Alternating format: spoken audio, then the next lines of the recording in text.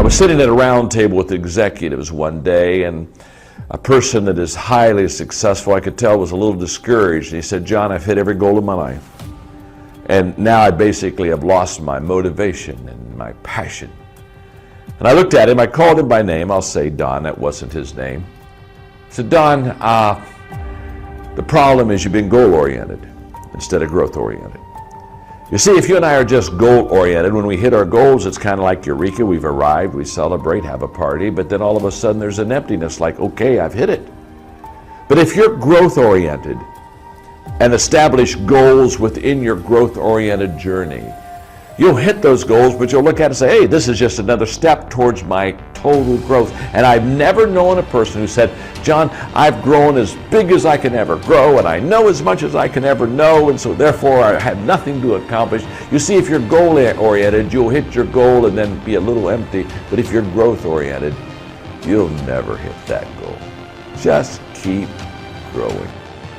I can remember as a parent, as my children got to a certain age, and where they looked to me for influence, I can remember very well when I saw them beginning to go to their friends.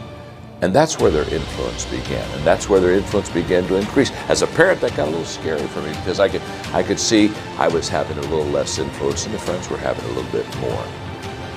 Well, my parents were very wise. My parents understood that who my friends were would determine who I was going to become. Birds of a feather flock together. And in their wisdom, they decided that they wanted to know my friends and they wanted to see my friends. And so therefore, they provided a lot of wonderful things in our home so we would have our friends at our house so that my parents could observe and watch the kind of kids I ran around with. And what I learned as a kid growing up is very simple. There are some friends that were positive for me and there were some friends that were negative for me. And my determination of which friends I was going to let influence me basically determined whether I was going to have a positive or a negative life. Fortunately, because of good parental advice and guidance, I chose good friends, which really did make a difference. Because you see, friends are wonderful. They give us support, they give us strength. They're either, though, a real asset or a real liability.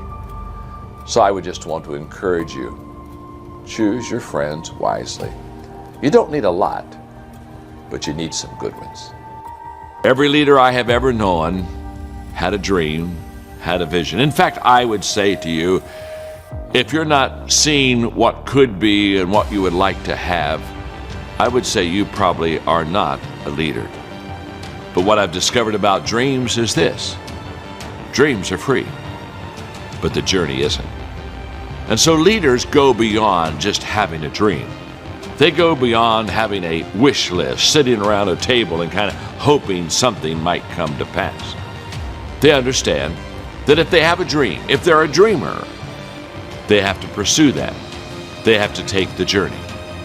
The dream's free, the journey isn't. And what leaders find is that when they go forth toward that dream, they continually have to pay that price. They continually have to realize that they make down payments on the dream they have. But there's one thing else I would like to say. All leaders realize that whatever they pay, it's worth the price, because dreams for them do come true. Passion often is linked with purpose. What I love to do is often what I should do. We have been created within us the capacity to have things that we enjoy greatly. And a lot of times there is a definite relationship between what I am in love with and what I should be doing. We are created and wired in such a way that passion and purpose many times comes together. And passion is the great energizer. Once you have passion, you have energy. Once you find your passion, you find your purpose, there is something energetic about it. You have never known a person who was passionate that lacked energy. We talk about high energy people, we talk about low energy people. There's no such thing as like low energy people or high energy people. If you have high energy, you have passion. If you have low energy, you don't have any passion. You know, some people, they're already dead. They haven't made it official yet. You just look at them. I just want to walk around and do the committal, let them watch and observe the whole process.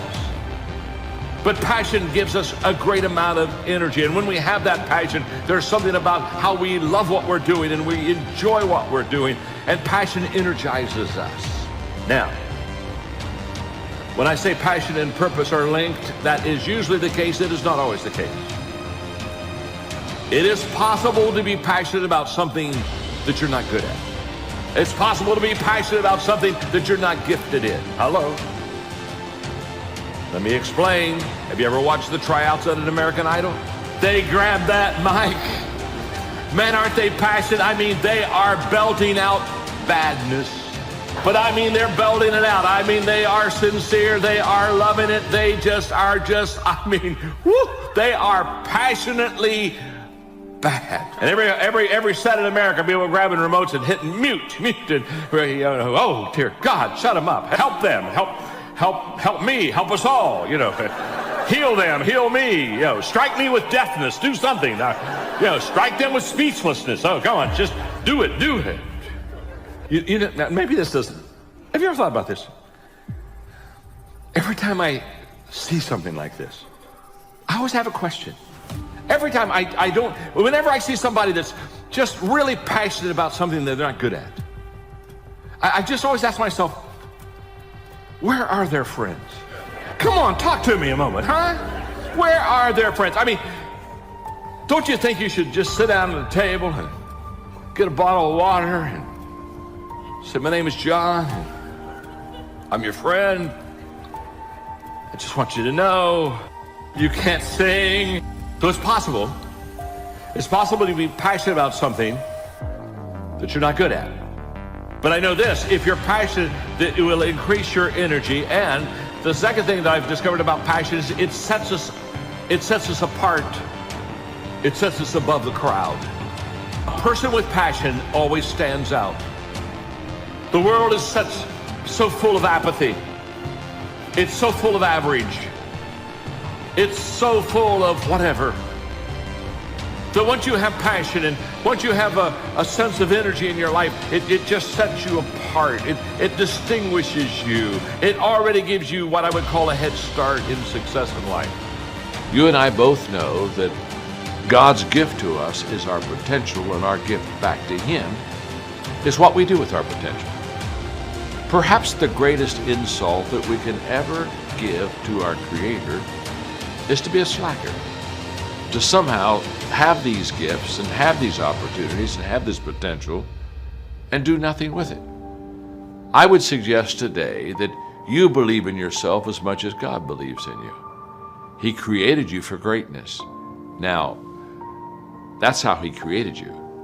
You determine how great you become. He has already given you the potential, and He's already given you the opportunity. Your response?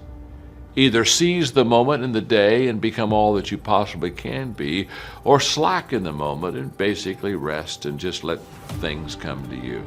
I encourage you on Minute with Maxwell, take the potential that you have been given as a gift. And the way to say thanks to that gift is by giving your life your very best.